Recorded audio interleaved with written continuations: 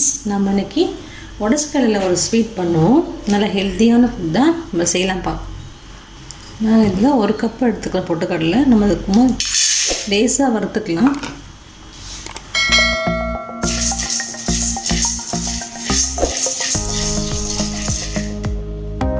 லேசாக வறுத்தாச்சு, இதை எடுத்துக்கலாம். இப்போ நம்ம மிக்சரில் போட்டு நம்ம அரைச்சிப்போம். இது கொஞ்சம் நேரம் ஆறட்டும். நம்ம ஆறுனதுக்கப்புறம் நம்ம மிக்சியில் போட்டு நம்ம அரைச்சிப்போம். இது வெயிட் பண்ணுவோம்.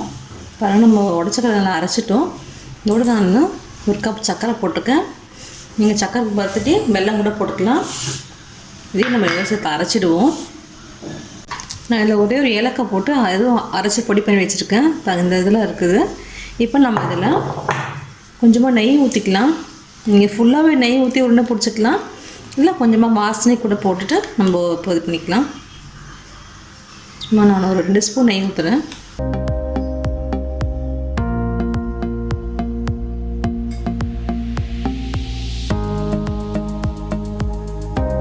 நம்ம ஃபுல்லாகவே நெய் போட்டு அதில் உருண்டை பிடிச்சிக்கலாம். அது கொஞ்சம் ஓவராக நம்ம திகட்டிடும்.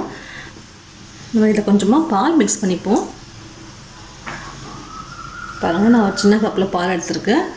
நீங்கள் கொஞ்சம் கொஞ்சமாக ஆட் பண்ணிக்கோங்க, ரொம்ப ஊற்றிடாதீங்க.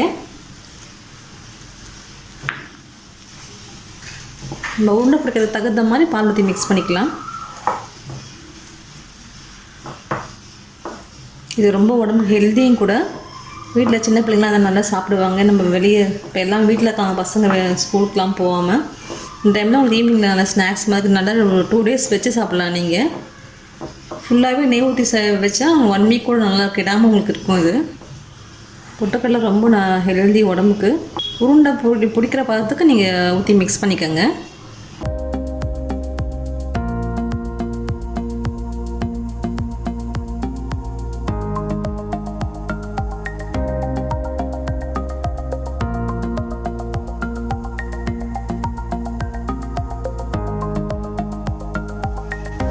மாவு ரெடி ஆகிடுச்சு.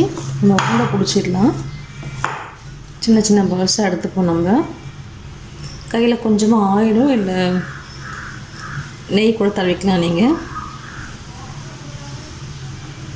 நான் இந்த மாதிரி வைக்கிறேன். ரவுண்டு பண்ணிவிட்டு சும்மா அப்படி ஒரு சின்ன இது மாதிரி வைக்கிறேன். உங்களுக்கு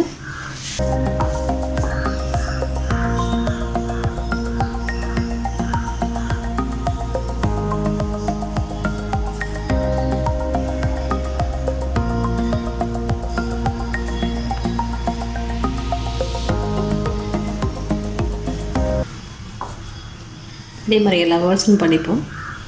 நீங்கள் உருண்டையாக வச்சுக்கலாம். உங்களோட ஷேப் உங்களுக்கு எந்த மாதிரி ஷேப் வேணுமோ அது மாதிரி வச்சுக்கலாம். நீங்கள் அப்படி ஒரு ரவுண்டு பண்ணிவிட்டு சும்மா நடுவில் ஒரு இது மாதிரி பண்ணுறோம்.